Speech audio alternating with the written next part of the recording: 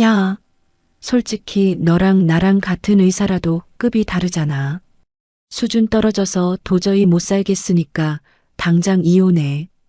친정 돈으로 번 듯한 강남 대형 병원을 차려주었더니 새파랗게 젊은 간호사와 뒹굴며 제 얼굴에 이혼 서류를 집어 던진 남편의 말입니다. 은혜를 원수로 갚은 짐승만도 못한 인간. 저는 배신감에 눈물을 흘리며 주저앉아 있지 않았습니다. 남편이 스스로 왕이 되었다고 착각하며 가장 높이 날아오른 순간 저는 단칼에 돈줄을 끊어 그 오만한 콧대를 납작하게 눌러버렸죠. 짐승 같은 남편을 완벽하게 시궁창에 처박아준 통쾌한 복수극, 지금부터 시작합니다. 서울 한복판에 우뚝 솟은 5층짜리 번듯한 빌딩. 건물 외벽에는 남편의 이름 석자가 큼지막하게 박힌 대형 간판이 걸려 있습니다. 이곳은 제 남편이 대표 원장으로 자리하고 있는 초대형 정형외과입니다. 아침 일찍부터 진료를 보려는 환자들로 1층 대기실은 발 디딜 틈조차 없지요. 호텔 로비를 방불케 하는 대리석 바닥부터 벽마다 걸린 이름 모를 값비싼 미술품들, 그리고 대학병원에서나 볼 법한 수십억 원대의 최고급 MRI와 첨단 의료 장비들까지, 이 모든 웅장한 광경은 오로지 저희 친정아버지가 사위인 남편을 위해 아낌없이 쏟아부어 주신 땀과 자본의 결과물입니다. 사실 남편은 전형적인 계천에서 난 용이었습니다. 가난한 홀어머니 밑에서 뼈 빠지게 아르바이트를 해가며 독하게 공부해 의사가 되었지만 막상 마주한 현실의 벽은 너무나도 높았죠. 지방대 출신이라는 꼬리표 탓에 대학병원에서 출세하기가 어려웠습니다. 교수 임용심사에서는 든든한 뒷배경을 가진 동기들에게 번번이 밀려 낙거하기 일쑤였고요. 술에 잔뜩 취해 제품에 안겨 세상이 불공평하다며 어린아이처럼 엉엉 울던 사람이 바로 제 남편이었습니다. 그런 남편과 제가 평생을 함께하겠다고 선언했을 때 저희 친정아버지는 단 한 번도 남편의 초라한 집안을 탓하지 않으셨습니다. 오히려 건설사 회장님다운 호탕함으로 남편의 손을 굳게 잡아주셨지요. 자네 손끝에서 죽어가는 뼈도 살아난다는 소문을 내가 익히 들었네. 의사가 실력만 있으면 됐지. 째째하게 돈 걱정은 하지 말게. 내 귀한 딸 눈에 눈물 안 흘리게 하고 아픈 환자들 잘 고쳐주기만 약속해. 그럼 내가 자네 등에 황금 날개 제대로 달아줄 테니까. 아버지는 그 굳은 약속을 지키기 위해 서울 한복판에 빌딩을 통째로 매입하셨습니다. 그리고 남편이 꿈에서나 그리던 초대형 정형외과를 떡하니 차려주셨지요. 개원 초기만 해도 남편은 저와 친정아버지에게 매일같이 엎드려 절이라도 할 기세였습니다. 여보, 나 진짜 미친 듯이 잘할게. 장인어른 은혜, 평생 내 뼈가 부서지고 가루가 되도록 갚을 거야. 당신 손에 물 한 방울, 아니 먼지 한 톨 안 묻히게 공주님처럼 모실게. 남편은 제 두 손을 꼭 부여잡고 눈물까지 뚝뚝 흘리며 맹세하고 또 맹세했습니다. 저 역시 남편이 온전히 환자 진료에만 집중할 수 있도록 병원 안팎의 자빌들을 도맡아 하며 내조에 온 힘을 다했고요. 그런데 병원이 개원하자마자 그야말로 대박을 치고 서울에서 유명세를 타기 시작하면서 남편의 눈빛이 미묘하게 달라지기 시작했습니다. 처음에는 그저 몰려드는 환자들에게 시달리느라 피곤하고 예민해져서 그런 줄만 알았습니다. 하지만 남편의 턱끝까지 차오른 오만함은 점점 도를 넘어서고 있었죠. 오늘 아침에도 출근을 준비하던 남편은 거울 앞에서 넥타이를 매며 제게 툭 명령을 던졌습니다. 야, 한소윤. 내 남색 실크 넥타이 어디 있어?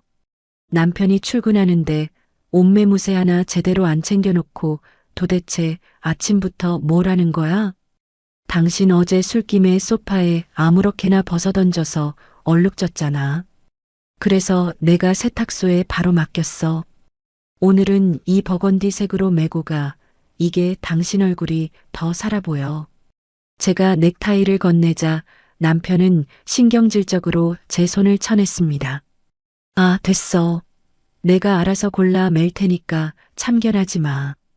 요즘 내가 병원에서 얼마나 대접받고 사는지 네가 알기나 해? 직원들이 나 지나갈 때마다 허리를 90도로 숙이는데 집에만 오면 원장 대접을 못 받는다니까. 아침부터 기분이 상했지만 출근하는 남편과 얼굴을 붉히기 싫어 꾹 참아 넘겼습니다. 하지만 남편의 아나무인적인 태도는 그날 저녁 완벽하게 폭발하고 말았습니다.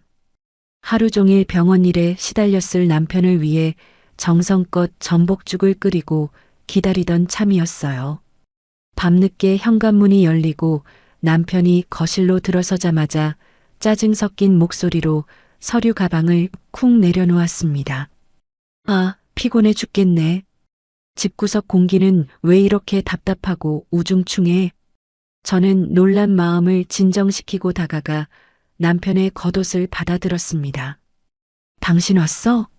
오늘도 환자 많았어? 얼른 씻고 와. 당신 요새 속 쓰리다길래 부드러운 전복죽 끓여놨어. 제 정성 어린 말에 남편은 코웃음을 치며 저를 위아래로 훑어보았습니다. 죽?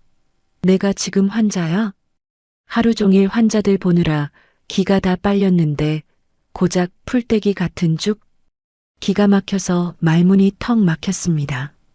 여보, 당신 어제 소화 안 된다고 밤새 뒤척였잖아. 그래서 위에 부담 안 가게 하려고 아침부터 전복 일일이 손질해서 끓인 건데 말이 너무 심하잖아. 아, 됐어. 입맛 싹 떨어졌으니까 당장 치워.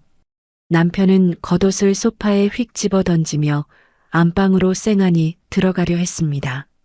저는 참다 못해 남편의 팔을 덥석 붙잡았습니다. 당신 도대체 요새 왜 그래? 아무리 피곤해도 그렇지 나한테 매번 신경질이잖아. 내가 당신 샌드백이야? 제 말에 남편은 매섭게 돌아서며 제 손을 거칠게 뿌리쳤습니다.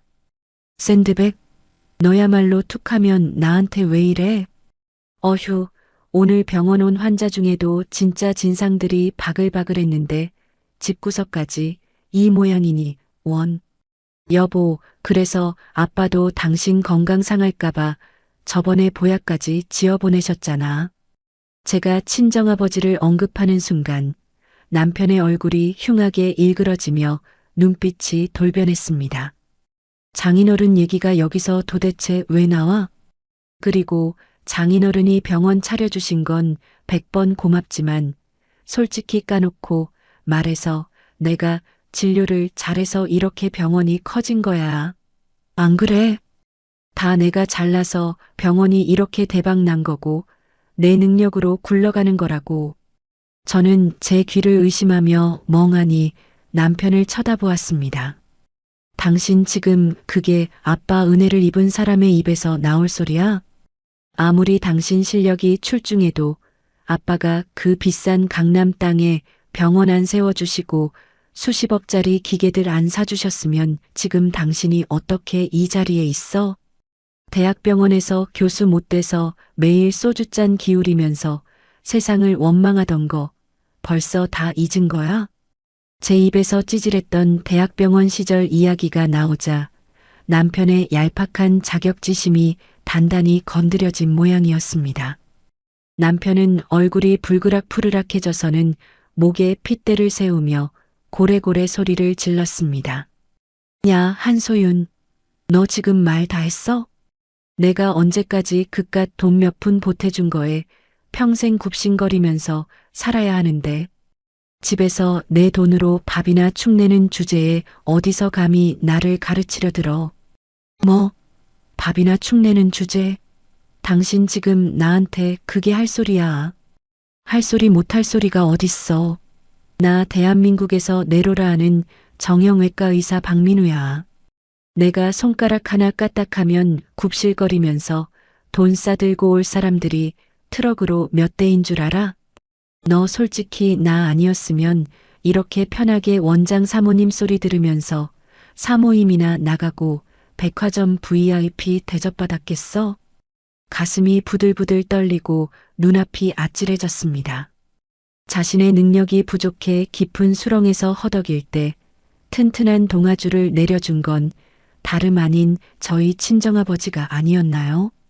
그런데 은혜를 갚기는커녕 이제 와서 자기가 혼자 잘나서 성공한 것처럼 저를 이토록 깎아내리다니요. 여보, 사람 화장실 들어갈 때랑 나올 때 다르다더니 당신 진짜 너무하는 거 아니야? 아빠가 어떻게 차려주신 병원인데 당신 입으로 감히 그런 배은망덕한 말을 해? 시끄러워. 앞으로 내 앞에서 장인어른 돈 얘기 꺼내지 마. 자꾸 친정 돈 좀 있다고 유세 떨면 나도 참는데 한계가 있으니까 알아서 해.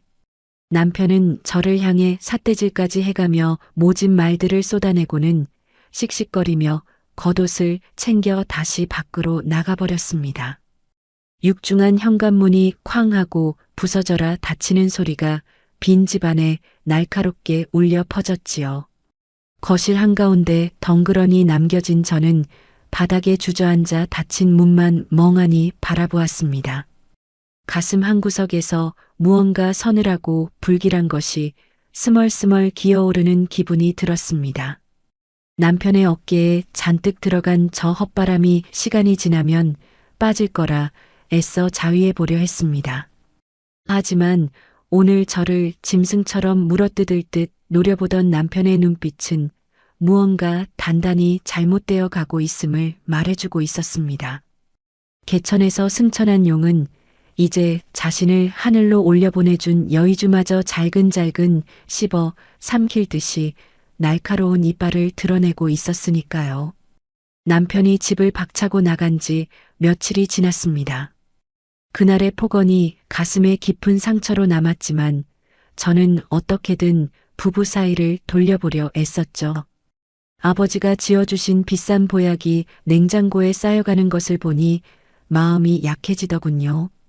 그래, 요즘 병원 일이 너무 바빠서 예민해진 걸 거야. 제가 먼저 한 발 물러서기로 마음먹었습니다.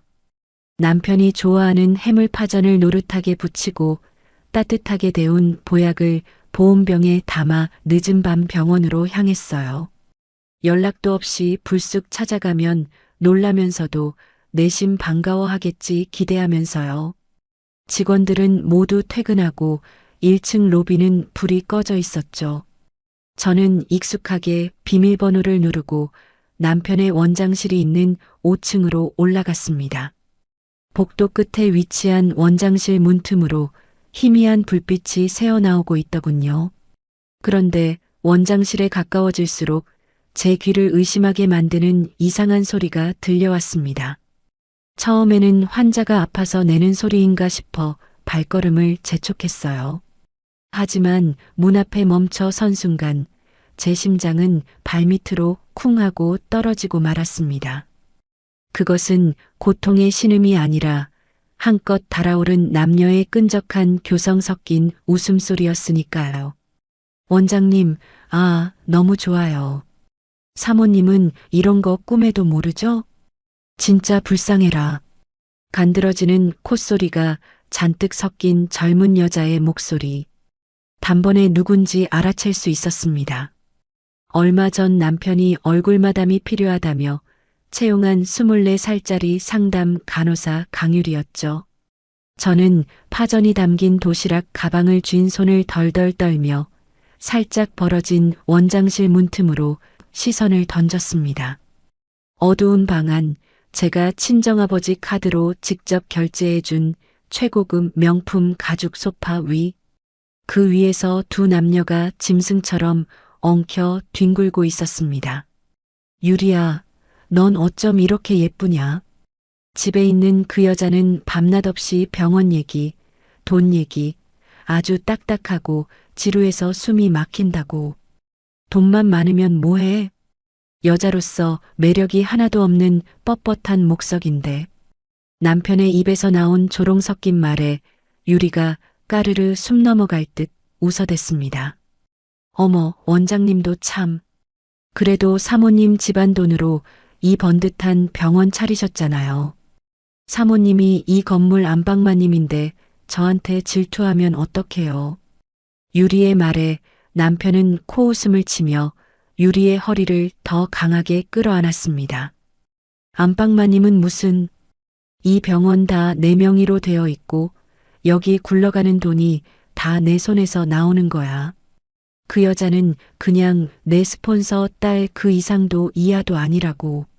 너처럼 이렇게 내 피로를 싹 풀어주는 진짜 여자가 내 옆에 있어야지. 두 사람은 저를 안주 삼아 낄낄거리며 더욱 노골적으로 애정행각을 벌이기 시작했습니다. 눈앞에서 벌어지는 끔찍한 광경에 온몸의 피가 차갑게 식어내리는 것 같더군요. 믿었던 남편의 배신. 그것도 제가 차려준 병원, 제가 사준 소파 위에서 저를 조롱하며 뒹구는 모습이라니요. 당장이라도 문을 박차고 들어가 두 사람의 머리채를 다 쥐어뜯고 싶었습니다. 야, 박민우. 네가 인간이야? 어떻게 나한테, 우리 아빠한테 이럴 수가 있어. 목구멍 끝까지 분노의 비명이 차올랐습니다. 하지만 저는 혀를 꽉 깨물고 새어나오려는 비명을 억눌렀습니다. 입술에서 비릿한 피 맛이 느껴졌지만 아픔조차 느낄 수 없었죠. 지금 들어가서 소리를 지르고 난동을 피워봤자 저 뻔뻔한 인간들은 변명으로 일관하며 뱀처럼 빠져나갈 것이 뻔했습니다. 순간 차가운 이성이 벼락처럼 제 머리를 내리쳤어요. 저는 소리 없이 주머니에서 스마트폰을 꺼냈습니다. 카메라 렌즈를 문틈으로 조심스럽게 밀어넣고 동영상 촬영 버튼을 눌렀죠. 화면 속에는 저를 비웃으며 짐승처럼 헐떡이는 남편과 상간녀의 추악한 민낯이 고스란히 담기고 있었습니다. 렌즈 너머로 보이는 남편의 낯선 얼굴을 똑똑히 눈에 새겼습니다.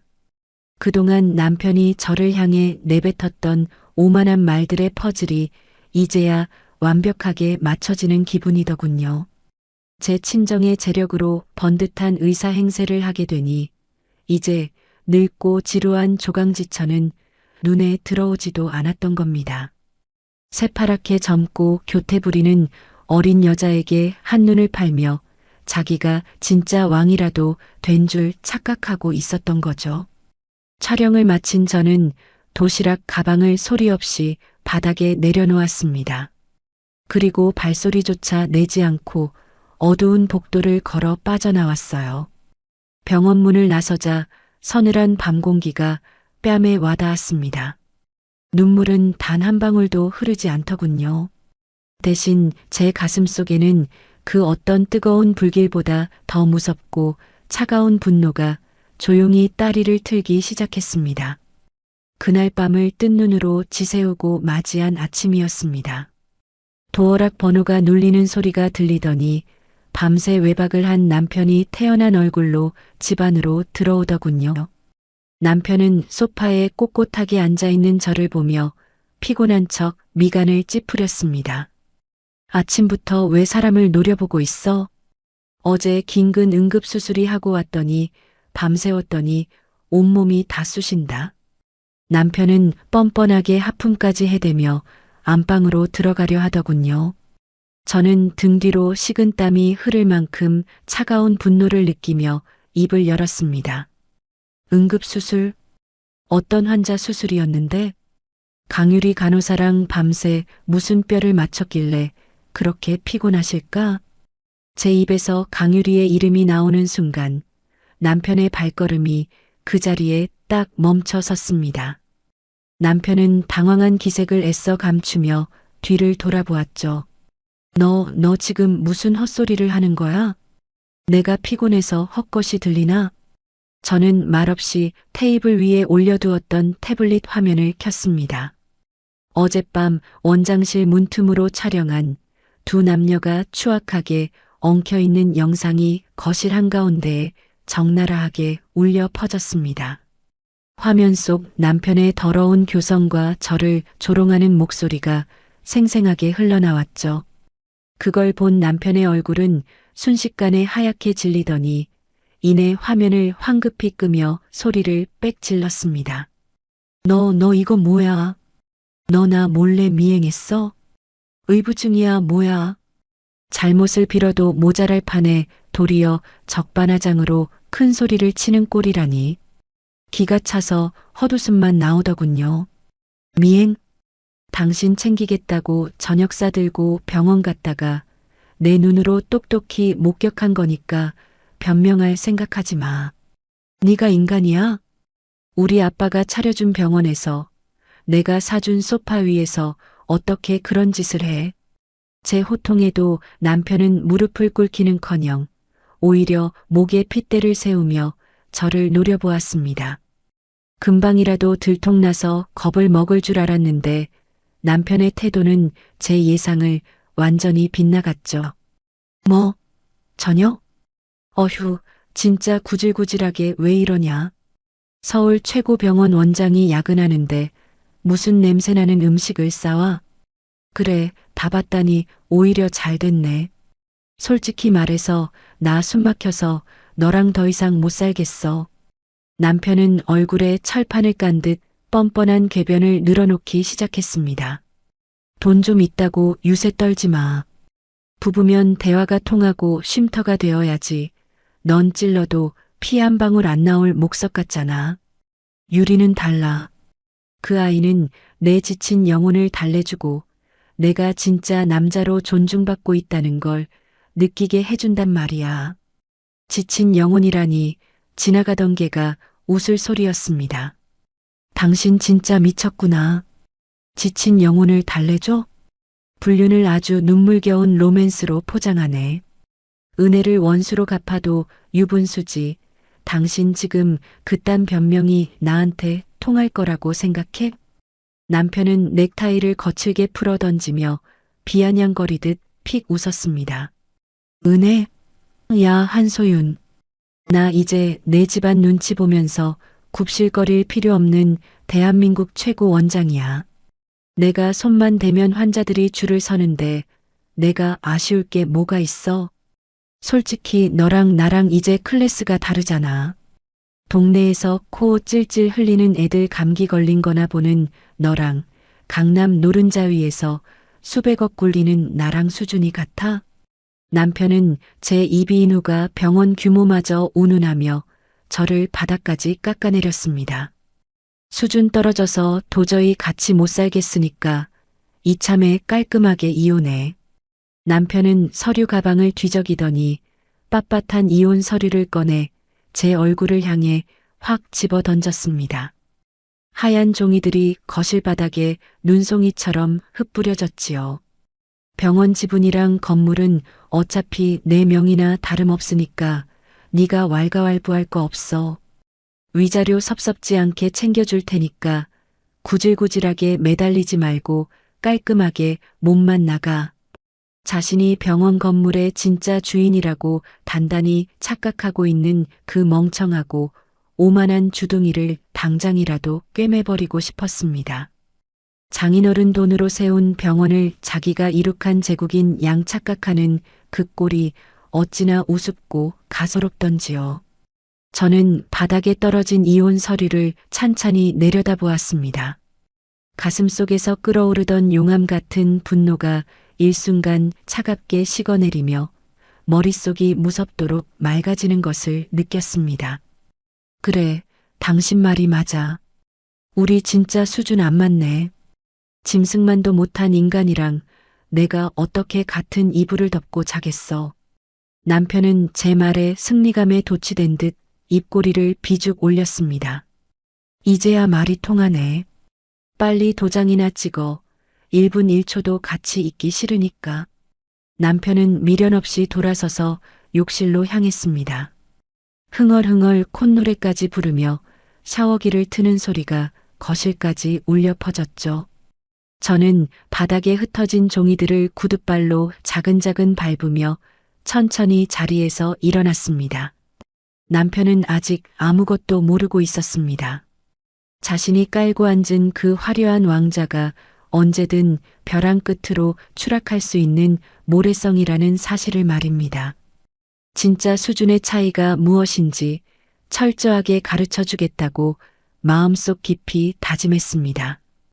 욕실에서 들려오는 남편의 역겨운 콧노래 소리를 뒤로하고 저는 조용히 안방으로 들어왔습니다. 화장대 거울에 비친 제 얼굴은 눈물 한 방울 없이 차갑게 얼어붙어 있었죠. 드라마 속 비련의 여주인공처럼 바닥에 주저앉아 가슴을 치며 엉엉 울 줄 알았나요? 천만의 말씀입니다. 남편의 밑바닥을 확인하고 나니 배신감이라는 감정의 사치조차 부릴 가치가 없더군요. 그 자리에는 오직 서늘하고 날카로운 이성만이 자리 잡았습니다. 저는 장롱에서 평소 잘 들지 않던 큼지막한 가방 하나를 꺼내 들었습니다. 그리고 당장 필요한 제 신분증과 여권, 옷까지만 깔끔하게 챙겨 넣었죠. 남편이 보란 듯이 흩뿌려 놓은 이혼 서류는 거실 바닥에 그대로 내버려 두었습니다. 저는 뒤도 돌아보지 않고 서늘한 집을 빠져나왔습니다. 차를 몰고 제가 당도한 곳은 다름 아닌 친정아버지의 본가였습니다. 평창동의 거대한 철대문이 열리고 익숙한 정원으로 들어서자 그제야 참았던 숨이 크게 쉬어지더군요. 아버지는 이른 아침부터 넓은 서재에서 업무를 보고 계셨습니다. 저를 보자마자 환하게 웃으시던 아버지의 표정은 제 굳은 얼굴을 보시고는 순식간에 험악하게 굳어지셨죠. 소윤아, 이 아침에 웬일이냐? 얼굴은 또 그게 무슨 꼴이야? 박서방이랑 싸우기라도 했어? 저는 긴 대답 대신 아버지의 널찍한 마호가니 책상 위로 제 스마트폰을 올려놓았습니다. 그리고 어젯밤 원장실 문틈으로 찍었던 그 추악한 영상을 바로 재생했습니다. 화면 속에서 남편과 간호사가 짐승처럼 뒹구는 모습이 나오자 고요했던 서재의 공기가 일순간 얼어붙었습니다. 저를 깎아내리고 친정집에 돈을 조롱하는 남편의 목소리가 쩌렁쩌렁 울려 퍼졌죠. 영상이 채 절반도 지나기 전에 아버지는 손에 쥐고 계시던 묵직한 옥돌 지압기를 바닥으로 집어 던지셨습니다. 화당탕 소리와 함께 비싼 원목 바닥재가 깊게 파여나갔습니다. 이 개만도 못한 놈. 내가 호랑이 새끼도 아니고 똥개 새끼를 거두고 있었구나. 아버지의 굵은 목에 시뻘건 핏대가 터질 듯이 솟아올랐습니다. 건설업계 바닥에서 산전수전 공중전까지 다 겪으며 맨손으로 거대한 기업을 일구신 분이십니다. 그 입에서 터져나온 불호령은 마치 천둥이 치는 것 같았죠. 감히 내 귀한 딸을 두고 이딴 짓을 해? 게다가 내 돈으로 지어준 건물에서 감히 나를 능멸해. 아버지는 당장이라도 수화기를 집어들 기세로 거칠게 씩씩거리셨습니다. 당장 김비서 들어오라고 해. 내가 오늘 당장 저 배은망덕한 놈의 다리 몽둥이를 아주 작사를 내버릴 테니까. 그 계집애년도 대한민국 바닥에서 얼굴 들고 다니지 못하게 만들어주마. 저는 황급히 다가가 분노로 떨리는 아버지의 두 손을 꽉 부여잡았습니다. 아빠, 진정하세요. 고작 저런 쓰레기들한테 아빠 귀한 손에 피 묻힐 필요 없잖아요. 제 단호하고 차분한 목소리에 아버지는 숨을 몰아쉬며 저를 바라보셨습니다. 소윤아, 넌 이게 분하지도 않니? 당장 쳐들어가서 그놈의 목줄을 비틀어 놔도 시원찮을 판국에. 당연히 분하죠. 내 심장도 다 갈기갈기 찢겨나가는 것 같아요. 하지만 아빠 다리 몽둥이 하나 부러뜨린다고 저 인간이 반성이나 할 것 같아요? 오히려 자기가 피해자인 척 코스프레하면서 평생 우리를 원망하고 뜯어먹으려 들 거예요. 저는 차갑게 가라앉은 눈빛으로 아버지를 똑바로 응시했습니다. 단순한 무력은 하수들이나 쓰는 방법이에요. 진짜 무서운 복수가 뭔지 아빠가 늘 나한테 가르쳐 주셨잖아요. 피 한 방울 안 묻히고 법과 돈으로 저 인간 숨통을 완전히 끊어 놓을 거예요. 자기가 제일 높이 올라갔다고 착각하며 웃고 있을 때 가장 밑바닥으로 처박아줘야 진짜 복수죠. 제 서늘한 말에 아버지는 거칠었던 숨을 조금씩 고르기 시작하셨습니다.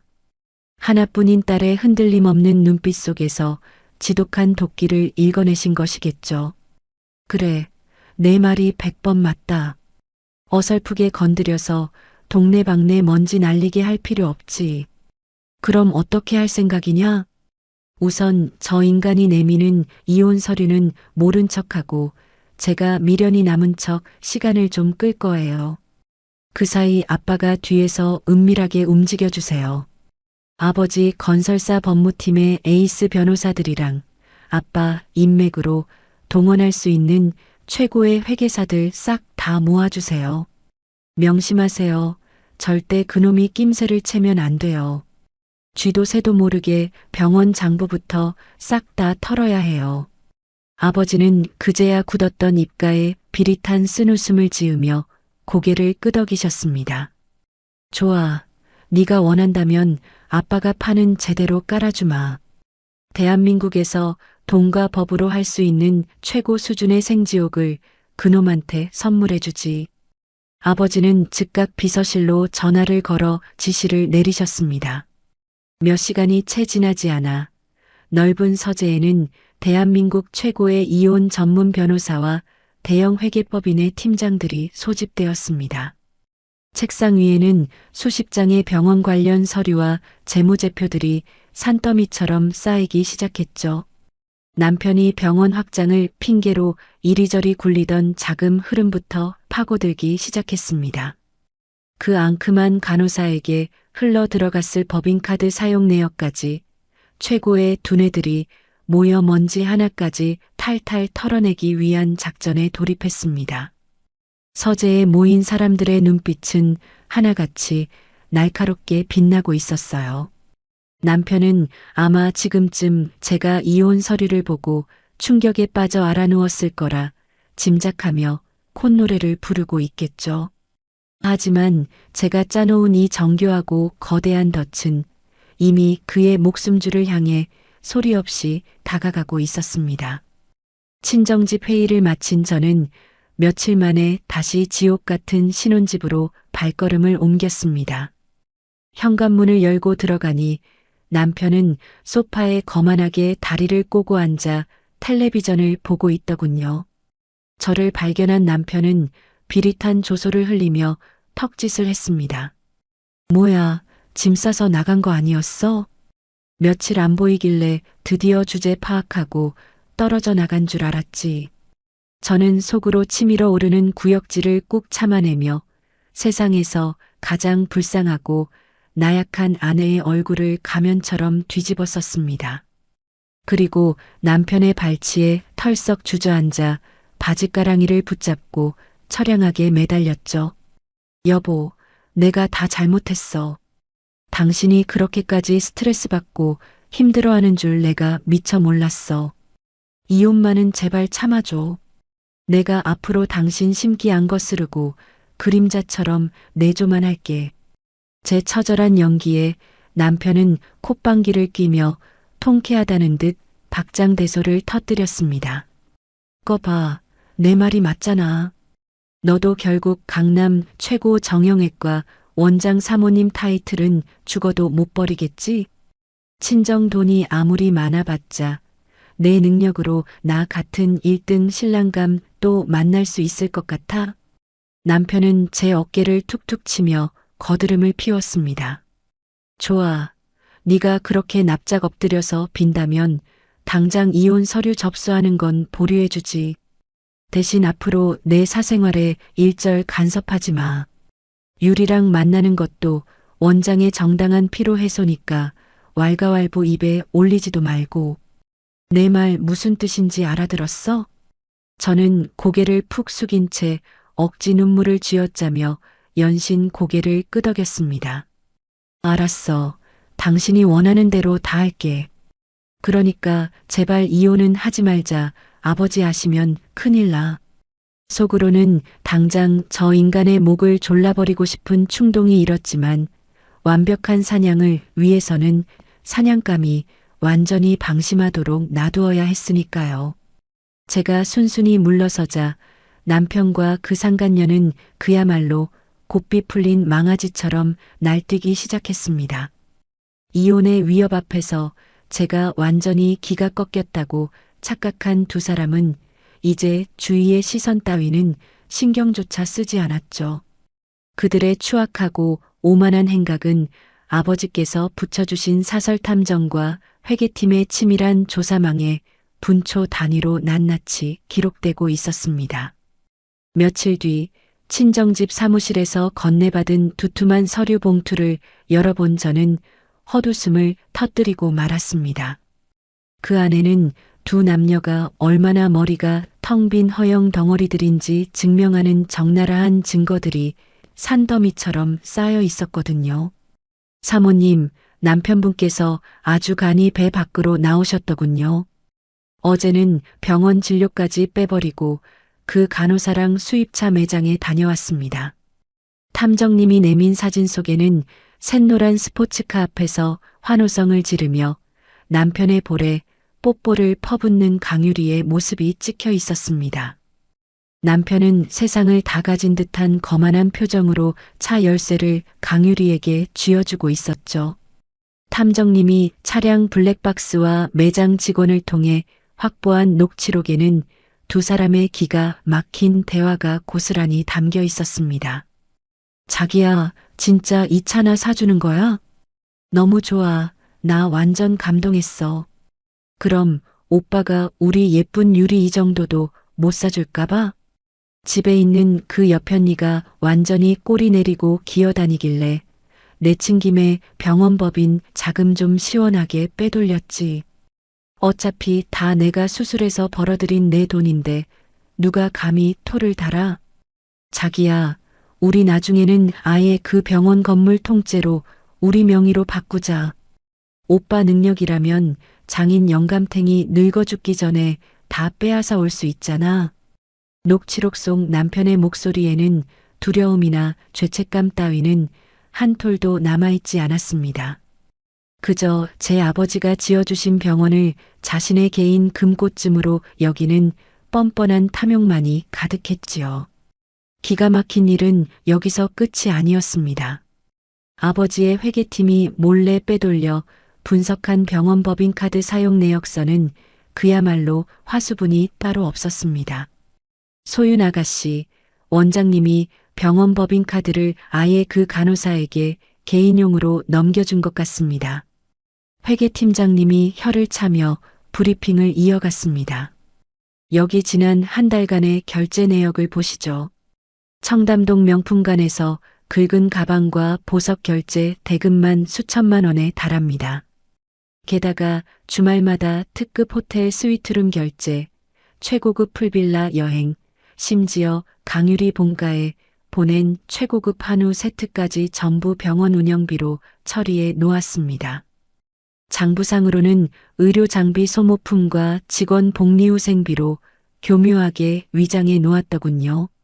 하지만 저희가 현장 조사와 거래처 대조를 통해 조금만 파고들어도 전부 횡령과 배임으로 걸려드는 명백한 범죄 행위입니다. 저는 빼곡하게 숫자가 적힌 회계 장부와 영수증 사본들을 찬찬히 훑어보았습니다. 강유리가 소셜미디어에 능력 있는 남친의 플렉스라며 자랑스레 올려놓은 명품 가방 사진들도 전부 날짜별로 캡처되어 짝이 맞춰져 있었죠. 저와 아버지가 피땀 흘려 마련해준 자본을 두 불륜 남녀가 쥐새끼처럼 갉아먹으며 탕진하고 있었던 겁니다. 하지만 저는 눈물을 흘리거나 화를 내는 대신 오히려 서늘하고 통쾌한 미소를 지었습니다. 이 멍청한 인간들이 스스로 무덤을 아주 깊고 넓게 파고 있었으니까요. 단순한 외도로 끝날 이혼 소송이 이제는 횡령과 배임이라는 무거운 형사 고발건으로 덩치가 커지고 있었습니다. 법인 자금을 개인 용도로 유용하고 세금을 탈루한 명백한 증거들이 차곡차곡 쌓여가는 것을 보며 저는 전율마저 느꼈습니다. 팀장님, 이 장부들 이대로 국세청에 넘어가서 조사 나오면 빼도 박도 못하게 세금 폭탄 맞을 수준이죠? 물론입니다. 이 정도 규모의 고의적인 탈세와 횡령이면 수억 원의 과징금은 기본입니다. 게다가 의사로서의 도덕적 치명상은 물론이고 원장 면허 정지와 나아가 구속 수사까지 피하기 어렵습니다. 저는 탐정님이 건네준 낯뜨거운 불륜 증거 사진들과 두툼한 회계 장부를 조심스럽게 쓰다듬었습니다. 수고하셨어요. 이제 사냥감들이 제가 쳐놓은 덫 한가운데로 아주 깊숙이 제 발로 걸어 들어왔네요. 저 인간들이 제 돈으로 산 스포츠카를 타고 명품을 휘두르며 샴페인을 터뜨리게 당분간은 그냥 두세요. 가장 높이 날아올랐다고 착각하는 순간에 그 교만한 날개를 확 꺾어버려야 제맛이니까요. 맨땅에 처박히는 고통이 훨씬 더 끔찍하도록 조금만 더 기다려줄 겁니다. 비밀 사무실의 창밖으로 강남의 화려한 야경이 찬란하게 내려다 보였습니다. 그 번쩍이는 불빛 어딘가에서 남편과 유리는 서로를 껴안고 영원한 장밋빛 미래를 꿈꾸고 있겠죠. 하지만 그들의 그 오만한 꿈이 세상에서 가장 처참한 악몽으로 변하는 것은 이제 초읽기에 들어갔습니다. 그렇게 증거 수집을 마친 지 보름째 되던 날 아침이 밝았습니다. 여느 때처럼 남편은 콧노래를 부르며 최고급 맞춤 정장을 빼입고 출근 준비를 하고 있었죠. 여보, 나 오늘 점심에 지역의사회 회장단 모임 있으니까 오후 수술은 미뤄뒀어. 이 원장 자리가 워낙 높다 보니 여기저기서 나를 안 찾고는 못 베기네. 저는 속으로 코웃음을 치며 남편의 넥타이를 조심스럽게 매주었습니다. 그럼 당신이 서울에서 제일 잘 나가는 명의인데 당연하지. 오늘 병원에 필요한 비품 결제 서류가 좀 있어서 점심쯤에 내가 병원으로 갈게. 제 나긋나긋한 태도에 남편은 우쭐대며 거만하게 턱을 치켜들었습니다. 그래, 알아서 원장실 책상 위에 올려놔. 요새 네가 이렇게 고분고분하게 내조를 잘하니까 얼마나 보기 좋아. 남편이 당당한 발걸음으로 집을 나서는 뒷모습을 보며 저는 차가운 미소를 지었습니다. 드디어 오늘이 친정아버지가 준비하신 금융치료의 첫 번째 폭탄이 터지는 디데이였거든요. 점심시간이 막 시작될 무렵 저는 병원 1층 로비에 도착했습니다. 로비에는 점심을 먹으러 나가려는 직원들과 환자들로 북적이고 있었지요. 그때였습니다. 건물 입구로 검은색 승합차 세대가 거칠게 미끄러지듯 멈춰 섰습니다. 차 문이 열리고 건장한 체격에 파란색 조끼를 입은 사내 10여 명이 우르르 로비로 들이닥쳤습니다. 조끼 등판에는 선명한 흰색 글씨로 국세청 조사국이라는 글자가 박혀 있었죠. 순식간에 병원 로비는 찬물을 끼얹은 듯 조용해졌습니다. 조사관들은 망설임 없이 안내 데스크를 지나 곧장 엘리베이터를 타고 5층 원장실과 원무과로 향했습니다. 저는 느긋하고 가벼운 걸음으로 그들의 뒤를 따라 5층으로 올라갔습니다. 5층 원무과는 그야말로 아수라장이 되어 있었습니다. 수사관들이 들이닥치자마자 직원들은 기겁하며 자리에서 일어났고 병원의 모든 컴퓨터와 장부들은 통제되었습니다. 원장실 문이 거칠게 열리고 막 외투를 걸치려던 남편과 결제 서류를 들고 곁에 서 있던 강유리가 쏘스라치게 놀라며 뒤로 물러섰습니다. 조사관 한 명이 남편의 코앞에 신분증과 수색영장을 들이밀었습니다. 박민우 원장님 맞으시죠? 국세청 조사사국에서 나왔습니다. 탈세 및 법인 자금 횡령 혐의로 세무조사 영장이 발부되어 압수수색을 집행합니다. 남편은 눈을 동그랗게 뜨고는 어이없다는 듯 헛웃음을 쳤습니다. 세무조사? 아니, 지금 사람 잘못 보신 거 아닙니까? 제가 누군지 알고 함부로 이 신성한 병원 진료실에 들이닥쳐서 행패입니까? 저 대한민국에서 세금 제일 성실하게 내는 모범 납세자입니다. 조사관은 남편의 호통에도 눈썹 하나 까딱하지 않고 무전기에 대고 짧게 지시했습니다.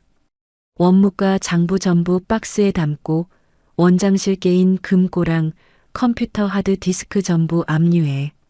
그 말에 강유리가 새파랗게 질린 얼굴로 남편의 팔을 덜덜 떨며 부여잡았습니다. 원장님, 이거 도대체 무슨 일이에요? 저 사람들 왜 우리 장부를 뺏어가요? 남편은 짐짓 위험을 차리려 애쓰며 조사관의 앞을 가로막았습니다. 당장 그 손들 못 놔. 내 변호사 부르기 전까지는 서류 한 장도 못 건드립니다. 어디서 말도 안 되는 탈세 혐의를 들이밀어. 저는 원장실 문가에 서서 당황한 척 완벽한 연기를 하며 뛰어들어갔습니다. 여보, 이게 도대체 무슨 일이야? 저를 발견한 남편은 구세주라도 만난 듯 헐레벌떡 제 쪽으로 다가왔습니다. 아, 여보.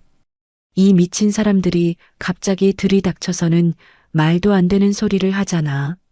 아마 근처 경쟁병원 놈들이 내가 너무 잘 나가니까 시기해서 허위 제보를 한 모양이야. 빨리 장인어른한테 연락해서 아시는 고위직 인맥 좀 싹 다 동원해 달라고 해. 자신의 불법 행위가 들통날 위기에서도 여전히 제 친정아버지의 든든한 배경을 찾으며 기대려는 그 얄팍한 속내가 구역질이 날 정도로 역겨웠습니다. 저는 속으로 쾌재를 부르며 눈시울을 붉히는 척했습니다. 어떻게 내가 아빠한테 당장 전화는 해볼게. 근데 어쩌다 이런 무서운 일이 생긴 거야. 조사관이 책상 서랍을 척척 열어젖히며 날카롭게 남편을 쳐다보았습니다. 허위 제보라고요? 박민우 원장님, 상황 파악이 아직 안 되시나 본데요. 조사관은 검은 서류 가방에서 두툼한 서류철을 하나 꺼내어 책상 위에 툭 던졌습니다. 그것은 바로 며칠 전 제가 아버지의 법무팀과 함께 완벽하게 정리해서 국세청에 넘겼던 비밀 장부 사본과 장거 자료들이었지요. 저희가 동네 구멍가게 터는 것도 아니고 이런 확실한 내부 물증 없이 움직이는 줄 아십니까? 지난달부터 병원 법인카드로 청담동 명품관에서 결제된 수천만 원어치 가방과 귀금 속 내역 다 확인했습니다. 그리고 의료 장비 리스 비용으로 교묘하게 위장해서 저기 계신 강유리 간호사 명의로 뽑은 노란색 스포츠카 대금. 이거 전부 다 여기 명백하게 기록되어 있습니다. 조사관의 입에서 스포츠카와 명품관이라는 단어가 나오는 순간 남편의 얼굴에 고여있던 핏기가 순식간에 싹 가셨습니다. 옆에 서 있던 강유리는 헉하고 숨을 들이켜며 다리에 힘이 풀린 듯 주저앉을 뻔했죠. 그게 무슨... 남편의 목소리가 생전 처음으로 덜덜 떨리기 시작했습니다. 게다가 VIP 환자들 비급여 진료비를 현금으로 받아서 차명 계좌로 빼돌린 정황까지 이미 내부 제보로 완벽하게 파악했습니다. 부당하게 빼돌린 횡령액과 탈루액이 수억 원대에 달하는데 이게 허위 제보입니까? 조사관은 서늘한 눈빛으로 남편과 강유리를 번갈아 보며 쐐기를 박았습니다. 강유리 씨도 횡령 공범으로 조사받으셔야 하니 오늘 중으로 소환장 발부될 겁니다. 두 분 다 출국 금지 조치 내려질 테니 헛수고할 생각 마시죠. 조사관들이 병원의 핵심 장부와 컴퓨터 하드 디스크를 박스에 무자비하게 쓸어 담는 소리가 원장실에 요란하게 울려 퍼졌습니다.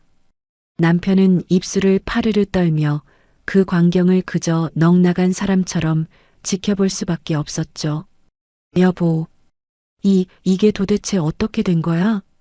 누가 내 은밀한 장부를 이렇게 다 빼돌린 거지?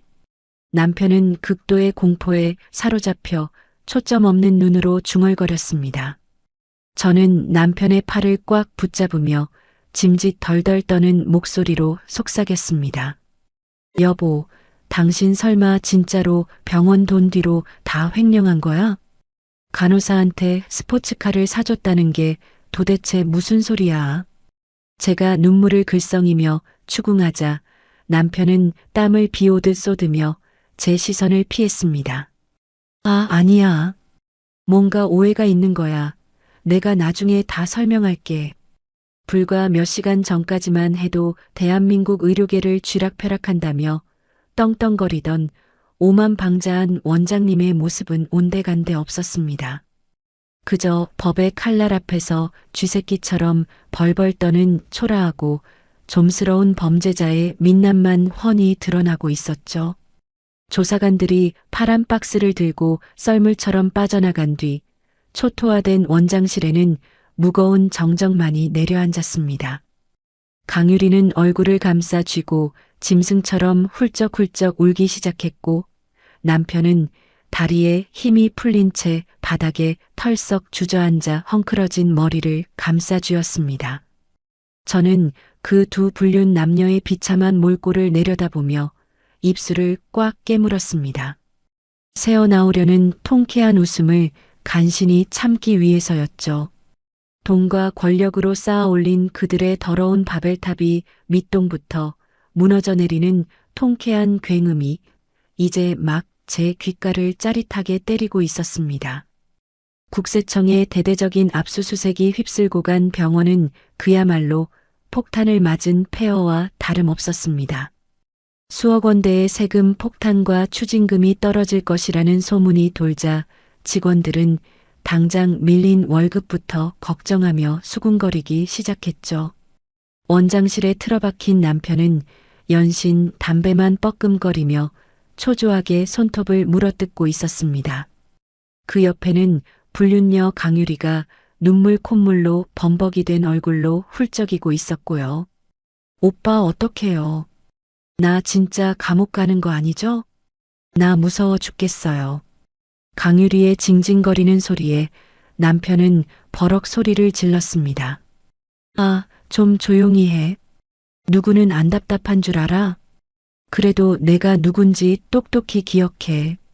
나 강남에 5층짜리 내 건물 가지고 있는 박민우야. 정급하면 이 건물 담보로 은행에서 대출받거나 1층 상가 하나 금매로 넘기면 세금 몇 억쯤은 껌값으로 낼 수 있다고. 남편은 허세를 부리며 서랍에서 병원 건물 등기부등본과 서류들을 미친 듯이 뒤적거리기 시작했습니다. 자신이 이 거대한 성의 진짜 주인이라고 굳게 믿고 있는 그 무지함이 참으로 안쓰러울 지경이더군요. 저는 문가에 팔짱을 끼고 서서 그 우스꽝스러운 총극을 조용히 지켜보고 있었습니다. 바로 그때였습니다. 원장실 문이 거칠게 열리며 말끔한 정장 차림의 남자 3명이 안으로 성큼성큼 들어왔습니다. 그들은 다름 아닌 저희 친정 건설사 법무팀의 에이스 변호사들이었죠. 누구십니까? 지금 원장실 출입 금지인 거 안 보입니까? 남편이 신경질적으로 소리치자 선두의 선 변호사가 무표정한 얼굴로 두툼한 서류 봉투 하나를 남편의 책상 위에 툭 던졌습니다. 박민우 원장님, 내용 증명 송달하러 왔습니다. 오늘부로 이 건물에 대한 무상임대차 계약이 전면 해지되었습니다. 이번 달 말일까지 건물에서 완전히 퇴거해 주시고 명도 소송도 함께 진행될 예정이니 짐 쌀 준비나 하시죠. 변호사의 차가운 통보에 남편은 마치 귀신이라도 본 사람처럼 두 눈을 부릅떴습니다. 무슨 개소리야. 임대차 계약 해지라니. 이 건물 내 거잖아. 내 명의로 된 내 병원 건물이라고. 남편은 핏대를 세우며 길길이 날뛰었지만 변호사는 코웃음을 치며 서류를 쫙 펼쳐 남편의 눈앞에 들이밀었습니다. 원장님, 본인 병원 등기부등본 한번 제대로 안 떼어보셨습니까? 이 5층짜리 빌딩의 실소유주는 원장님이 아니라 한솔 부동산 개발, 즉 한 회장님의 친정법인입니다. 장인어른께서 사위 체면 세워주시려고 무상으로 껍데기만 빌려주신 거란 말입니다. 계약서 제7조, 임차인이 심각한 품위 유지 의무를 위반하거나 법적 문제를 일으킬 시, 즉시 임대차 계약을 파기할 수 있다는 특약 조항 벌써 잊으셨습니까? 남편의 동공이 지진이라도 난 듯 미친 듯이 흔들리기 시작했습니다. 그제야 떨리는 손으로 계약서와 등기부등본을 확인한 남편의 얼굴이 종이장처럼 하얗게 질려버렸죠.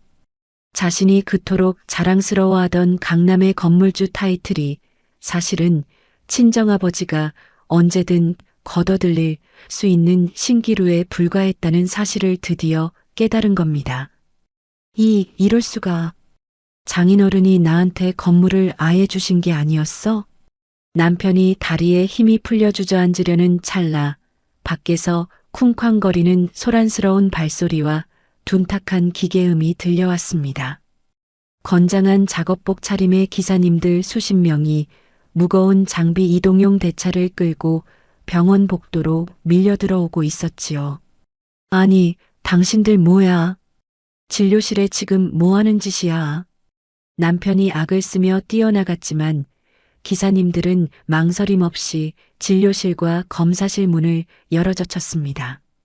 그리고 병원의 자랑이던 수십억 원짜리 최신식 MRI 기계와 엑스레이 장비에 빨간색 압류 스티커를 척척 붙이기 시작했습니다. 작업 반장으로 보이는 분이 남편에게 다가와 서류철을 들이밀었죠. 의료기기 리스 업체에서 나왔습니다.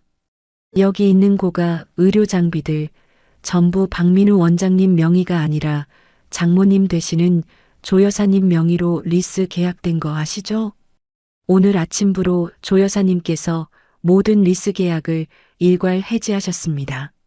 저희는 정당한 법적 절차에 따라 기계들 싹 다 회수해서 철수하겠습니다. 남편은 그야말로 넋이 나간 표정으로 쩍 벌어진 입을 다물지 못했습니다. 안 돼. 그 기계들 없으면 우리 병원 당장 내일부터 환자 진료 아무것도 못해. 제발 이러지 마세요. 내가 며칠 안에 리스 비용 싹 다 내 이름으로 돌려놓을 테니까 제발 두고 가요. 남편은 작업 반장의 바지가랑이를 붙잡고 처절하게 매달렸지만 돌아오는 것은 차가운 무시뿐이었습니다. 기사님들은 순식간에 진료실을 돌며 값비싼 의료 장비들을 모조리 뜯어내 밖으로 옮기기 시작했습니다. 제가 직접 결제해 주었던 원장실의 이탈리아제 명품 소파는 물론이고 고급 진료 의자까지 남김없이 트럭으로 실려나갔죠. 불과 1시간도 채 되지 않아 강남 일대를 호령하던 최고급 대형 정형외과는 텅 빈 시멘트 바닥만 남은 흉가처럼 변해버렸습니다. 그 휑한 공간 한가운데에 버려진 남편과 강유리의 모습은 한편의 비극적인 코미디를 보는 듯 했지요. 저는 조용히 다가가 넋을 잃고 주저앉은 남편을 내려다보았습니다. 여보, 이게 다 무슨 일이야? 당신 능력으로 번 돈으로 세운 병원이라면서 건물도 기계도 당신 이름으로 된 게 하나도 없었네. 제 조롱 섞인 말에 남편은 충혈된 눈을 번쩍 뜨며 저를 애처롭게 올려다보았습니다. 소윤아, 네가 아버님한테 말 좀 잘해주라. 나 진짜 이 병원 없으면 완전히 끝장이야. 세금 폭탄 맞은 거 해결하려면 이 병원에서 진료 계속해서 돈 벌어야 한단 말이야. 조금 전까지만 해도 제 친정 돈을 무시하고 자기가 잘나서 성공한 것이라며 목에 핏대를 세우던 인간이었습니다. 그런데 이제 와서 모든 껍데기가 벗겨지고 알몸이 되자 살려달라며 제게 구걸하는 꼴이라니요. 내가 왜? 당신 입으로 떳떳하게 말했잖아. 당신은 손가락 하나 까딱하면 돈 싸들고 올 환자들이 트럭으로 몇 대라고. 당신의 그 대단한 신의 손으로 이 텅 빈 바닥에서 맨손으로 뼈 맞추며 다시 시작해봐. 저는 빙긋 웃으며 남편의 축 처진 어깨를 가볍게 토닥여 주었습니다. 개천에서 난 용이면 다시 개천으로 돌아가서 흙탕물 마시며 헤엄쳐야지.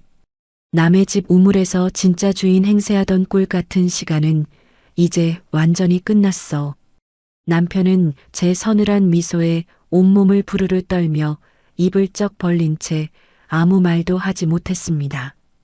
그의 화려했던 의사가운은 더러운 시멘트 먼지 구덩이 속에 처박혔습니다. 그가 그토록 목숨처럼 자랑하던 모래성은 이제 바람 앞에 먼지처럼 흔적도 없이 완벽하게 사라져버렸습니다. 텅 빈 바닥에 주저앉아 너클 놓은 남편을 뒤로 한 채 저는 가벼운 발걸음으로 병원을 빠져나왔습니다. 그날 이후 남편의 삶은 그야말로 브레이크가 고장난 롤러코스터처럼 처참하게 곤두박질치기 시작했죠. 국세청 세무조사 결과는 예상보다 훨씬 더 가혹하고 자비가 없었습니다. 아버지가 고용한 대형 회계팀이 워낙 완벽하게 횡령과 탈세 증거를 국세청에 넘겨준 덕분이기도 했고요. 남편에게는 무려 10억 원에 달하는 막대한 세금 폭탄과 징벌적 과징금이 부과되었습니다. 엎친 데 덮친 격으로 강남 최고를 자랑하던 병원이 하루아침에 야반도주하듯 폐업했다는 소문이 쫙 퍼지고 말았습니다. 병원 로비와 굳게 닫힌 셔터 앞은 매일같이 아비규환이 따로 없었습니다. 비싼 인공 관절 수술이나 도수 치료를 위해 수백만 원씩 선결제했던 환자들은 분노하며 경찰에 사기죄로 고소장을 날렸죠. 내 피 같은 돈 내놔라. 이 도둑놈의 의사야. 어르신들의 저주 섞인 고함 소리와 눈물이 텅 빈 건물 앞을 쩌렁쩌렁 울렸습니다. 인터넷 맘카페와 지역 커뮤니티에는 남편의 추악한 불륜 행각과 무책임한 먹튀 폐업을 고발하는 글들이 실시간으로 도배되었습니다. 환자들의 존경을 받으며 떵떵거리던 명의는 하루아침에 전국적인 조롱거리이자 파렴치한 범죄자로 전락하고 만 겁니다. 그러던 어느 날 오후 저는 아버지가 붙여주신 탐정님의 은밀한 보고를 받고 있었습니다. 사모님, 남편분 상황이 아주 볼만하게 돌아갑니다. 어제 국세청에서 남편분 명의로 된 모든 시중은행 계좌를 전면 압류 조치했습니다. 이제 박 원장 주머니에는 당장 밥 사 먹을 10,000원짜리 한 장도 남아있지 않을 겁니다. 저는 따뜻한 차를 한 모금 마시며 여유롭게 미소를 지었습니다. 그럼 이제 그 상간녀가 슬슬 움직일 때가 되었네요. 강유리 말이에요. 제 말에 탐정님은 무릎을 탁 치며 고개를 끄덕이셨습니다. 네, 사모님께서 정확히 예상하셨습니다. 강유리 그 여우 같은 여자가 남편분이 세무조사로 정신을 못 차리는 틈을 타서 아주 치밀하게 움직였더군요. 어제 은행 문이 열리자마자 남편분이 맡겨두었던 차명 비자금 통장을 모조리 해지해서 전액 현금으로 인출했습니다. 그리고 남편분이 법인카드로 사준 그 노란색 스포츠카도 중고차 매장에 헐값으로 급처분하고 돈을 단단히 챙겼더군요. 오늘 새벽 첫 비행기를 타고 이미 해외로 야반도주를 해버렸습니다. 경찰이 출국 금지 명령을 내리기 직전에 아주 교묘하게 타이밍을 맞춰서 빠져나간 겁니다. 탐정님의 완벽한 보고를 듣는 순간 제 가슴 속에서 묵은 체증이 쑥 내려가는 듯한 짜릿한 카타르시스가 밀려왔습니다. 자신의 영혼을 위로해 준다며 온갖 돈과 마음을 다 바쳤던 띠동갑 내연녀. 그녀가 남편이 빈털터리 신용불량자가 되자마자 뒤도 돌아보지 않고 돈만 쏙 빼먹은 채 도망쳐버린 겁니다. 저보고 수준 운운하며 조강지처를 버리고 선택한 위대한 사랑의 결말치고는 너무나도 저렴하고 통쾌했죠.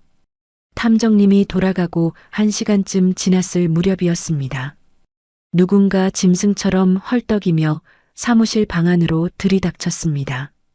머리에는 까치집을 짓고 덥룩한 수염에 눈은 퀭하게 파인 남자. 명품 맞춤 정장 대신 땀 냄새에 절어 구겨진 티셔츠를 걸친 그 폐잔병은 다름 아닌 제 남편이었습니다. 남편은 바닥에 털썩 무릎을 꿇더니 제 앞으로 처참하게 기어왔습니다. 소윤아, 나 좀 살려줘. 나 진짜 이대로 가다가는 곳 감옥에서 썩게 생겼어. 저는 의자에 깊숙이 등을 기댄 채 바닥에 납작 엎드린 남편을 세상에서 가장 차가운 눈으로 내려다보았습니다. 감옥? 당연하지. 환자들 돈 수억 원 떼어먹고 나라 세금까지 포탈한 중범죄자가 감옥에 안 가면 도대체 누가 가? 당신 그 대단한 5층짜리 강남 빌딩 팔아서 세금 껌값으로 낸다며? 제 날카로운 비아냥에 남편은 얼굴을 일그러뜨리며 닭똥 같은 눈물을 뚝뚝 흘리기 시작했습니다. 소윤아, 내가 천하의 멍청한 놈이었어. 내가 잠시 미쳐서 완전히 눈이 멀었었나 봐. 유리 그 망할 년이 그 짐승만도 못한 기집애가 내 전 재산이랑 차까지 싹 다 훔쳐서 해외로 도망갔어. 내가 병원 공금까지 미친 척하고 빼돌려서 지한테 다 바쳤는데 나한테 어떻게 이럴 수가 있냐고. 남편은 두 주먹으로 맨바닥을 쾅쾅 내리치며 어린아이처럼 엉엉 울부짖었습니다.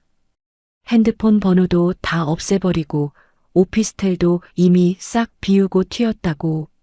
나 이제 진짜 길거리에 나앉게 생겼어. 매일 빚쟁이들이 쫓아와서 찜질방 구석에서 쪽잠 자고 도망 다닌단 말이야. 소윤아, 제발 장인어른한테 말씀드려서 내 밀린 세금이랑 빚 좀 어떻게 막아주시면 안 될까? 내가 앞으로 당신 발닦개로 평생 엎드려서 기어다니면서 짐승처럼 살게. 남편의 처절한 애원에 저는 결국 기가 막혀서 헛웃음을 터뜨리고 말았습니다. 어쩜 인간의 밑바닥이 이토록 가볍고 찌질할 수 있을까요? 불과 얼마 전까지만 해도 제가 끓여준 전복죽을 엎어버리며 이혼 서류를 얼굴에 집어 던지던 사람이었습니다. 여보, 당신 입으로 아주 당당하게 말했잖아. 나랑은 수준이 안 맞아서 도저히 같이 못 살겠다고. 당신의 그 지친 영혼을 달래주던 강유리한테 가서 구걸해야지. 왜 이제 와서 수준 떨어지는 나한테 눈물을 짰어? 남편은 제 바짓가랑이를 덜덜 떨리는 손으로 부여잡고 필사적으로 매달렸습니다. 내가 미쳤었어. 그 요물 같은 년한테 홀려서 내가 단단히 미쳤던 거야. 여보, 당신은 나 안 버릴 거지? 우리가 부부로 함께 산 세월이 얼만데 당신이 나 이렇게 무너지는 거 그냥 보고만 있을 독한 사람 아니잖아. 저는 구두코로 남편의 더러운 손을 아주 매정하게 쳐냈습니다. 착각하지 마. 나는 당신이 감옥에 가는 걸 그저 조용히 보고만 있을 사람이 아니야. 당신이 차가운 감옥에서 가장 오랫동안 그리고 가장 비참하게 썩어갈 수 있도록 내 모든 돈과 힘을 쏟아부을 사람이 바로 나야. 제 서늘한 선고에 남편의 눈동자가 극도의 공포로 크게 확장되었습니다. 당신이 병원 공금 횡령한 비밀 장부 강유리한테 법인카드로 사준 명품 영수증들. 그거 전부 아빠 회계팀이 싹 다 정리해서 내가 직접 국세청이랑 경찰에 제보한 거거든.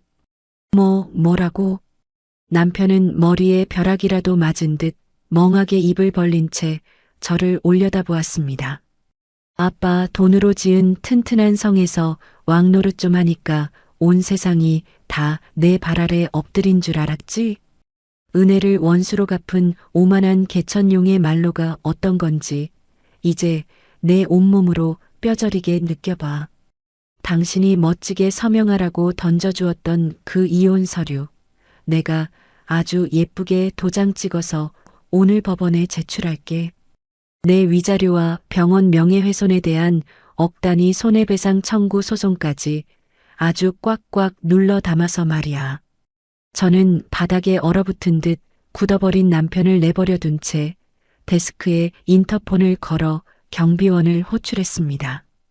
덩치 큰 경비원들에게 양팔이 붙잡혀 로비 밖으로 질질 끌려나가는 남편의 비참한 뒷모습을 보며 저는 창밖을 올려다보았습니다.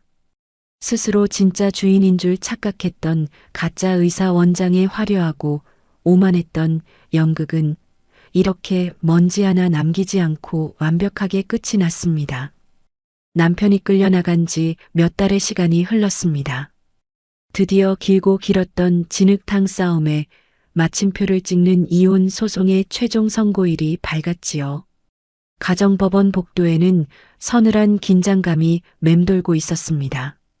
저는 친정아버지가 붙여주신 대형 로펌의 에이스 변호사들과 함께 당당하고 여유로운 걸음으로 법정에 들어섰습니다. 반대편 피고석에 웅크리고 앉아있는 남편의 몰골은 그야말로 말이 아니더군요. 고급 맞춤 정장만 고집하던 그 오만했던 강남 원장님은 온데간데 없었습니다. 구깃구깃한 싸구려, 양복에 덥룩하게 자란 수염, 그리고 초점 잃은 동공까지 영락없는 패배자의 비참한 모습 그대로였습니다. 방청석 한 구석에는 평소 저를 돈줄로만 취급하며 무시하던 시누이도 나와서 눈치를 보며 훌쩍이고 있었습니다. 제가 백화점에서 비싼 명품 가방을 사주지 않으면 입을 삐죽거리던 얄미운 시누이였죠. 하지만 오늘만큼은 저와 눈조차 마주치지 못하고 쥐 죽은 듯이 고개를 숙이고 있더군요. 재판이 시작되고 판사님의 엄숙한 목소리가 법정 안을 가득 채웠습니다. 원고와 피고의 이혼 청구에 대한 판결을 선고합니다. 피고는 혼인 기간 중 배우자를 기망하고 외도를 저질렀으며 원고의 친정 자산을 개인적인 목적으로 무단 유용하였습니다. 또한 원고에게 상습적인 폭언과 모욕을 일삼아 혼인 파탄의 중대한 책임이 피고에게 있음이 명백히 인정됩니다. 판사님이 조목조목 남편의 유책 사유를 짚어낼 때마다 남편은 죄인처럼 고개를 푹 숙인 채 어깨를 떨었습니다. 아버지가 고용했던 회계팀과 탐정님이 수집한 증거들은 너무나도 완벽하고 치명적이었거든요. 명품 소파 위에서 뒹굴던 영상부터 법인 카드로 긁어댄 수천만 원짜리 명품 영수증들까지 법의 심판대 앞에서 남편이 빠져나갈 구멍은 단 한 곳도 없었습니다. 따라서 원고의 이혼 청구를 인용하며 피고는 원고에게 위자료 1억 원을 지급하라.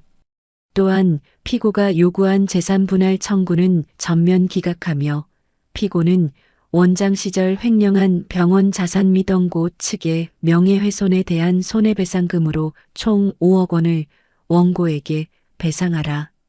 위자료 한 푼 주지 않겠다며 으름장을 놓던 남편에게 법원은 오히려 거액의 손해배상금이라는 무거운 철퇴를 내리쳤습니다. 재산 분할은커녕 자신이 빼돌린 돈까지 전부 토해내야 하는 완벽한 알거지가 된 것이죠. 땅땅땅. 판사님의 경쾌한 판사봉 소리가 울려 퍼지는 순간 남편은 다리에 힘이 풀린 듯 의자에서 털썩 미끄러져 내렸습니다. 재판이 끝나고 법정 복도로 걸어 나오자 남편이 헐레벌떡 뛰어와 제 앞을 가로막았습니다. 그리고는 체면도 자존심도 다 내팽개친 채 차가운 대리석 바닥에 무릎을 꿇고 제 바지가랑이를 덥석 부여잡았지요. 소윤아, 내가 진짜 잘못했어.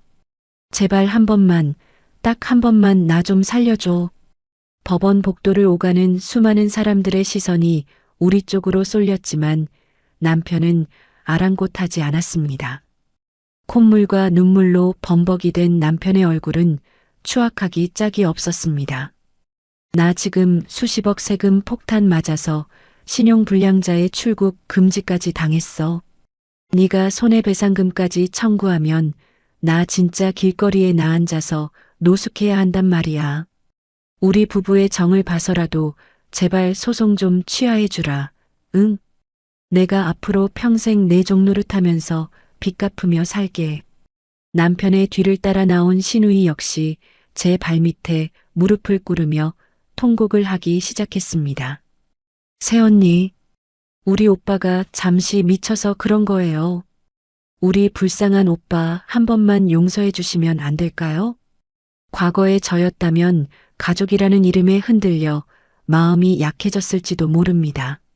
하지만 제 가슴 속에는 이미 저들을 향한 일말의 동정심조차 남아있지 않았습니다. 저는 구두코로 남편의 손을 매몰차게 떨쳐냈습니다. 그리고 얼음장처럼 차가운 미소를 지으며 남편을 굽어보았지요. 여보, 아니, 이제 당신이 아니지. 내 입으로 똑똑히 말했잖아.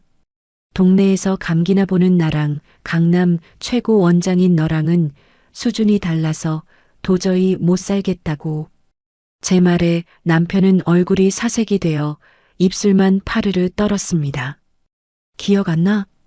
내가 사준 명품 소파 위에서 그 어린 간호사 껴안고 나를 비웃었잖아. 돈만 많고 뻣뻣한 목석이라며.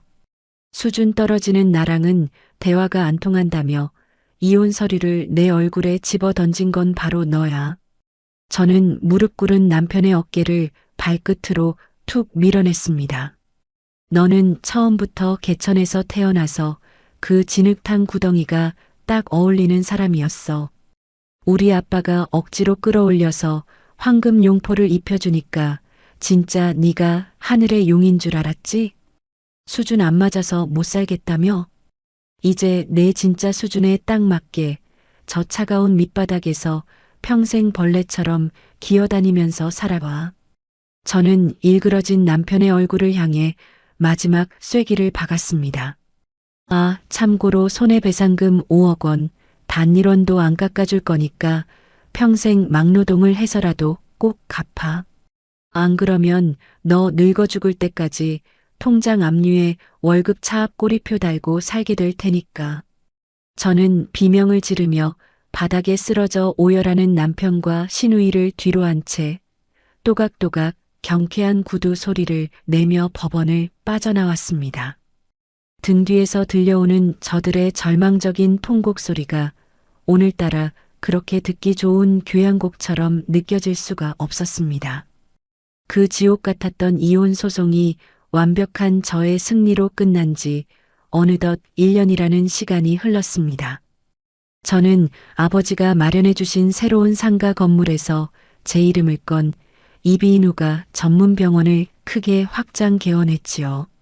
과거의 상처를 훌훌 털어버리고 오직 환자들의 진료에만 매진한 결과 병원은 연일발 디딜 틈 없이 문전성시를 이루고 있습니다. 소윤아, 오늘 점심은 아빠랑 같이 먹을까? 진료실 문을 열고 환한 미소로 들어오시는 아버지의 양손에는 제가 제일 좋아하는 수국 꽃다발이 들려 있었습니다. 아빠, 이렇게 매번 꽃을 사오시면 어떡해요? 바쁘신데 그냥 오시지. 내 귀한 딸이 이렇게 보란 듯이 훌륭하게 성공했는데 이깟 꽃다발이 대수냐? 네가 웃는 모습만 봐도 아빠는 10년 묵은 체증이 다 내려가는 것 같구나. 아버지와 함께 마주 앉아 따뜻한 차를 마시며 웃음꽃을 피우는 이 평범한 일상이 요즘 저에게는 그 무엇보다 소중하고 감사합니다.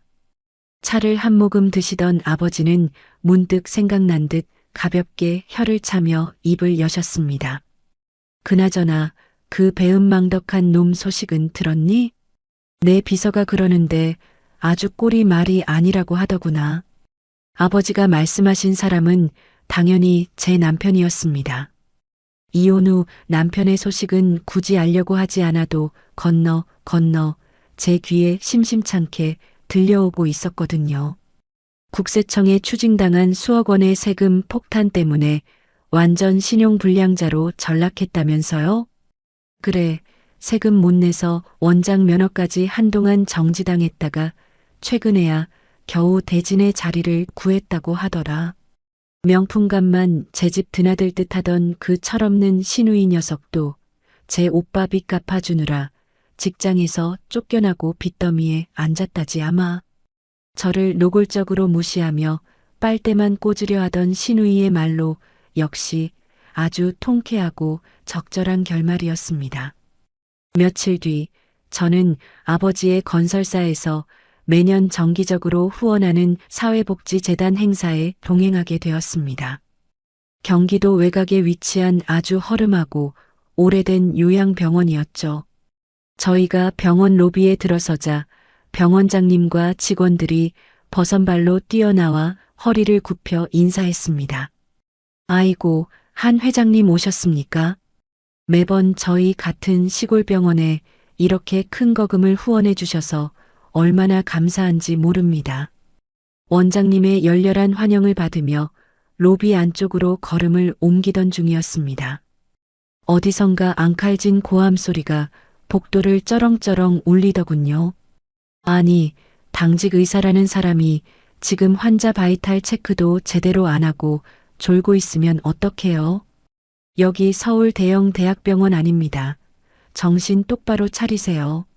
수간호사로 보이는 분이 구석에서 차트를 정리하던 구분 등의 남자를 향해 삿대질을 하며 매섭게 호통을 치고 있었습니다. 아, 예. 죄송합니다. 제가 어제 야간 대리 운전까지 뛰고 오느라 깜빡 졸았습니다. 잔뜩 쉰 목소리로 굽신거리며 연신 허리를 조아리는 그 남자.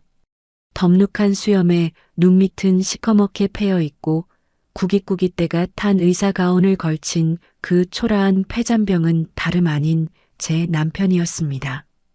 과거 강남 한복판에서 수십억을 주무르며 제게 이혼 서류를 집어 던지던 그 오만한 원장님의 모습은 흔적조차 남아있지 않았죠. 저와 눈이 마주친 남편은 마치 귀신이라도 본 사람처럼 동공을 부들부들 떨며 굳어버렸습니다. 너희가 도대체 어떻게 여기에? 제가 여유로운 미소를 지으며 천천히 다가가자 남편은 쥐구멍이라도 찾고 싶은 듯 뒷걸음질을 쳤습니다. 어머, 누구신가 했더니 대한민국 최고의 명이셨던 정형외과 원장님이시네. 지친 영혼을 달래주던 그 어린 간호사분이랑 스포츠카 타면서 잘 살고 계신 줄 알았더니 이런 시골 요양병원에서 밤샘 당직 알바를 하고 계실 줄은 꿈에도 몰랐어. 제 서늘한 조롱에 남편은 얼굴이 불그락푸르락해지더니 이내 악을 쓰기 시작했습니다. 야, 한소윤. 네가 기어이 내 숨통을 완전히 끊어놓으려고 여기까지 쫓아온 거야? 내 월급 통장에 모조리 차압 딱지 붙여서 나를 매일 컵라면만 먹는 짐승으로 만들어놨으면 됐지. 여기서 얼마나 더 망신을 줘야 직성이 풀리겠어. 남편의 발악에 저는 코웃음을 치며 남편의 구겨진 가온깃을 차갑게 내려다보았습니다. 착각하지 마. 내가 너 같은 쓰레기 보려고 아까운 시간 내서 여기까지 올 사람으로 보여? 여기는 우리 아빠 회사가 매년 수천만 원씩 후원하는 재단 소속 병원일 뿐이야. 우리는 그저 불우한 이웃을 돕기 위해 온 건데 우연히 여기서 벌레처럼 살고 있는 널 마주친 것뿐이라고. 제 입에서 후원이라는 단어가 나오자 옆에 있던 병원장님이 깜짝 놀라며 남편의 등을 거칠게 후려쳤습니다. 야, 박 선생. 너 지금 우리 병원 최고 후원자이신 회장님 따님한테 무슨 말버릇이야? 당장 무릎 꿇고 사과 안 해? 안 그래도 빚쟁이들이 매일 병원으로 전화해 대서 널 당장 자르려던 참이었어. 병원장님의 불호령에 남편의 무릎이 꺾이듯 바닥으로 쿵 떨어졌습니다. 이제 이 쥐꼬리만한 당직 의사 자리마저 잃으면 당장 길거리에 나앉아야 할 처지임을 본인도 잘 알고 있었으니까요. 남편은 차가운 시멘트 바닥에 머리를 조아린 채 제 발끝을 부여잡고 처절하게 흐느끼기 시작했습니다. 소윤아, 아니 원장님. 제가 잘못했습니다. 제가 입이 10개라도 할 말이 없는 놈입니다. 제발 저 손해배상금 압류 조치만이라도 조금 풀어주시면 안 될까요? 저 진짜 숨 막혀서 당장 내일 먹을 쌀쌀 돈도 없어서 미쳐버릴 것 같아요. 바닥에 엎드려 콧물까지 흘리며 애원하는 남편을 보며 저는 그 어떤 동정심도 느끼지 않았습니다. 과거 제게 저질렀던 악행에 비하면 이 정도 고통은 아직 시작에 불과하니까요. 저는 남편의 더러운 손을 구두코로 매몰차게 쳐내며 차갑게 쏘아붙였습니다. 수준 안 맞아서 도저히 못 살겠다며? 네가 그토록 혐오하던 조강지처 돈으로 지은 성에서 쫓겨나니까 이제 내 진짜 수준이 어디인지 뼈저리게 느껴지지? 남의 돈으로 왕노릇하던 헛된 망상은 이제 쓰레기통에나 처박아. 넌 죽을 때까지 내 돈 갚으면서 이 시궁창 밑바닥에서 영원히 기어다니게 될 테니까. 저는 더 이상 남편의 구질구질한 몰골을 쳐다보지도 않고 매몰차게 뒤돌아섰습니다.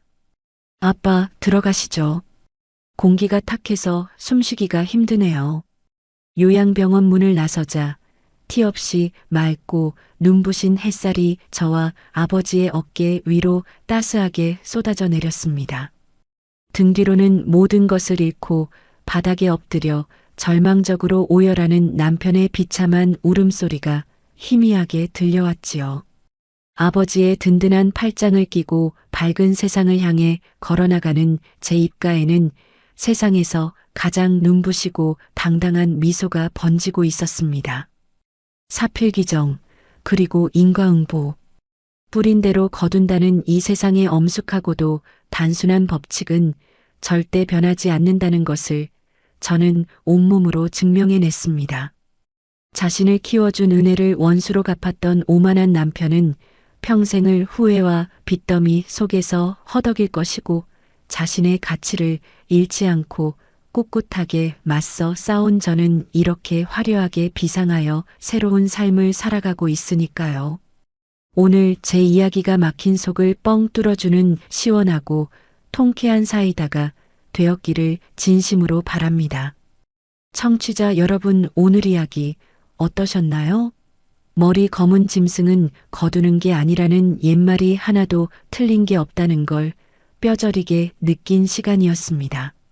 조강지처를 무시하고 헛된 욕심에 눈이 멀었던 남편은 결국 자신이 판 무덤에 스스로 갇히고 말았죠.